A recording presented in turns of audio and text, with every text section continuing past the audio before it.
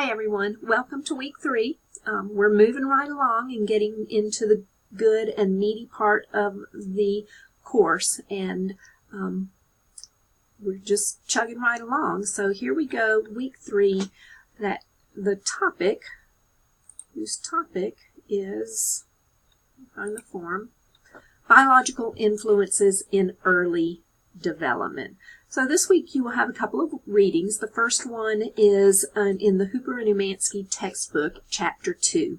I have posted, again, this chapter as well into Canvas, and this is the last chapter that I will be able to post in Canvas for you all. We are limited according to copyright laws of how much or percentages of textbooks that we can post, and so this will be the last one. I hope that you all have been able to obtain your own copy of the textbook. If you have not received yours yet, please reach out to me and let me know very soon. This will be the last week. The second reading for this week is titled, just like the topic for the week, Biological Influences on Early Development.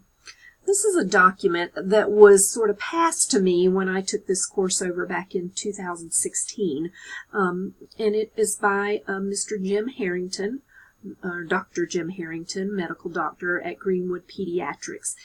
It's an interesting and somewhat of a difficult or challenging document to read, and it appears to me, after looking at it for many semesters in a row now, that it might be some notes that Dr. Harrington has typed for himself for a PowerPoint presentation or some sort of presentation that he does. It's not the easiest document to read, but it is full of very, very good information on early development and influences on development. So it's certainly a document worth keeping in the amount of good information that it provides.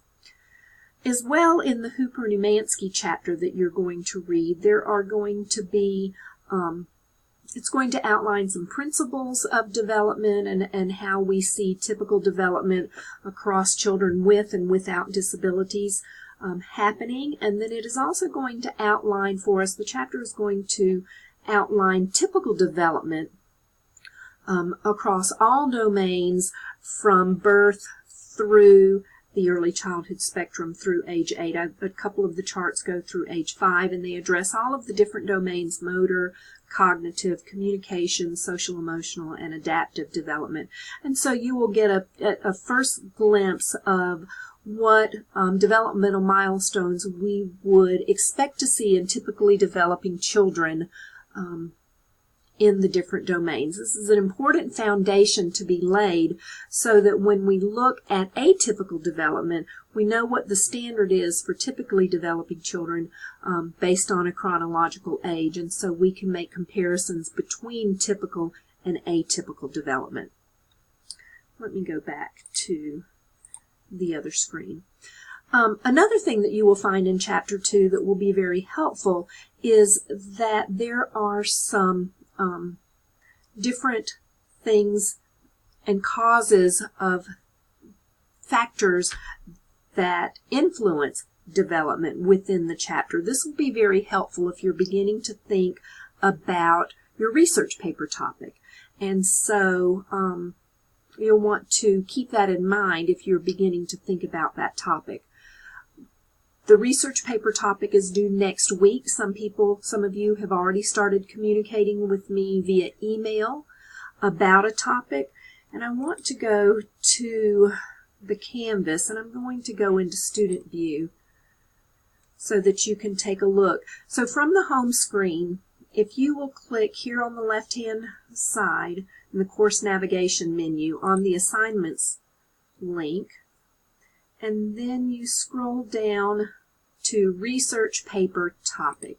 If you will click on that, you will notice that I've already started a list of some people who have communicated with me via email, and we've had a little bit of discussion to narrow the topic and to fine-tune the topic into something that is appropriate for this assignment in this course, so you can read what the topics are So I encourage you, before you spend too much time thinking and send me an email, if you will take a look of the list that is beginning to grow of approved topics so that you can see what's already taken. Because again, research papers, topics, only one per topic, and it's on a first come, first served basis. So once I start communication with you, or you start communication with me about that, when we get the topic approved, I will add it to this list.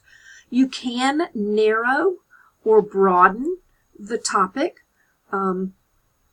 based on what might already be out there, and you might be able to narrow by age range or by developmental domain on a particular factor that influences development. And so you and I will talk about that when you send me an email with your initial thoughts. So, I'm not going to spend too long talking this week. Another thing that I do want to mention, just to sort of give you a heads up, is that next week, after week 3 ends on Tuesday night, on Wednesday morning, I'm going to be having an oral periodontal procedure where I will be getting several gum grafts in my mouth next week. And so I'm going to try to be caught up and be sure that next week's module is posted with next week's video lecture. However, I might not be super accessible for the first few days of the module. My procedure is on Wednesday morning, and maybe a few days where I'm not easily accessible based on how I'm recovering from my procedure. But I just wanted to give you the heads up, and I'll be sure to post something next week in the announcements as a reminder. There was one other thing that I wanted to mention before. Can't remember what it is now. Oh, another thing, yes. In this week's module, I haven't posted. Let me go into this week's module, and I will publish it in just a few minutes. There are several short videos starting right here: the effects of hormones on children's growing bodies, birth and testing of the newborn, children with Down syndrome, raising a baby with spina bifida, and baby brain map. Some of these videos I'm having some challenges right now in viewing these videos because of my Adobe Flash Recorder. I'm working with IT to get those resolved. You may find that you're having trouble viewing them as well. One thing that I recommend is to try a different browser to try and access these videos. Sometimes I have better luck with Firefox. Today I was even having better success with the Microsoft Edge internet browser, and so I was able to see them there. Still trying to work with IT to resolve the issues because I typically use Chrome, so you may have to try a couple of different browsers. I'm going to go ahead and publish this week's module, although after I finish this quick video, I'm going to download it and upload it within the module instead of in the announcements this week.